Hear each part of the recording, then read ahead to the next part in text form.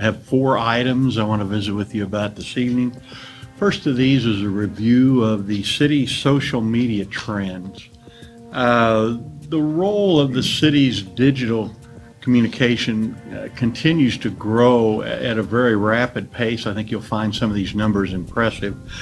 2 areas in particular that I want to touch on are our website, edmondok.com, and our social media presence. Late spring of this year, our people in the marketing and public relations department did a major upgrade of our website. It was a relaunch basically that involved a full design, and it replaced a design that was about 6 years old. The user experience has been made a lot better from that, basically by 3 different ways. It improved navigation. It's made the most visited pages the easiest to access, and the site now is more mobile friendly and it's easy to access on any device. So the results of the website are very impressive. The best illustration that they could give me was the impact before and after, and in terms of total page views. And during the 4 months before we launched the new website, we had roughly 345,000 total page views. The 4 months after we launched the new site, we had over 640,000 total page views. So that number almost doubled in that length of time. That's a pretty impressive total. Our people also believe this trend is sustainable in the future as we move forward.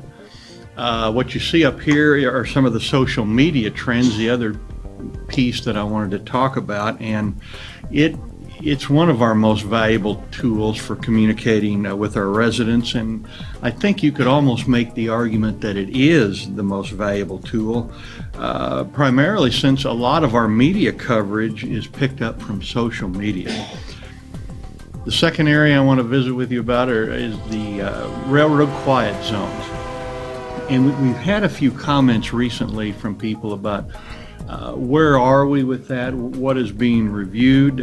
Just as a reminder, you might remember that last spring we hired a private firm to evaluate the city's 11 crossings and determine the feasibility of installing quiet zones for at least some of those intersections. Our staff has now received the draft report. They're in the process of reviewing that, and also we're discussing some options with the BNSF Railroad concerning those quiet zones as well. We intend to present this report to you along with some cost estimates shortly after the first of the year, either in a workshop or as a regular agenda item. But shortly after the first of the year, we'll be able to review some of this material with you in more detail because we do have the study now. The third area is sales tax and use tax. We're 5 months into our current fiscal year. We have exceeded our 1% budget projection for each of those 5 months with sales tax revenue. The November check was about 1.3% above the same check last year, and that's even for what is generally a below average month. For the first 5 months of the year in sales tax, we're about a little over 2% above where we were last year, again in comparison to our 1% budget projection. Use tax revenue was up 90% above what it was a year ago, but again, the last November's collections were the smallest month of the year that we had for those, so I think you need to factor that in there. But still, for the first 5 months of the fiscal year, our use tax is up over 55%.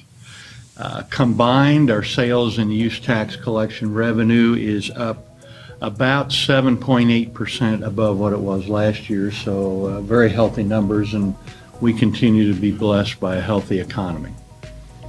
And then the last area is the opening of the Spring Creek Trail. It actually opened last Thursday, Thanksgiving Day. In fact, I believe we got some initial numbers in terms of who used that trail.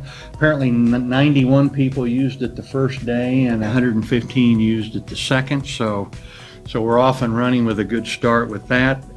Just as a reminder, this is a 3.1 mile trail that runs west from Spring Creek Park to Arcadia Lake to I-35.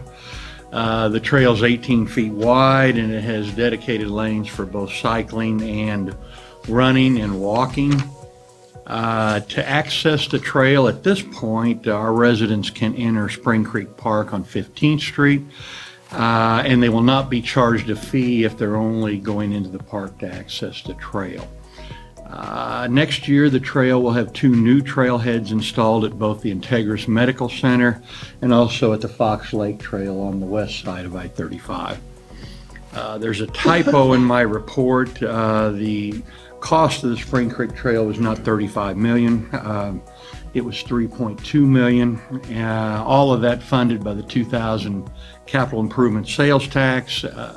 Rudy Construction was the contractor for the project, and we intend to have a formal dedication of the trail at the site sometime next spring.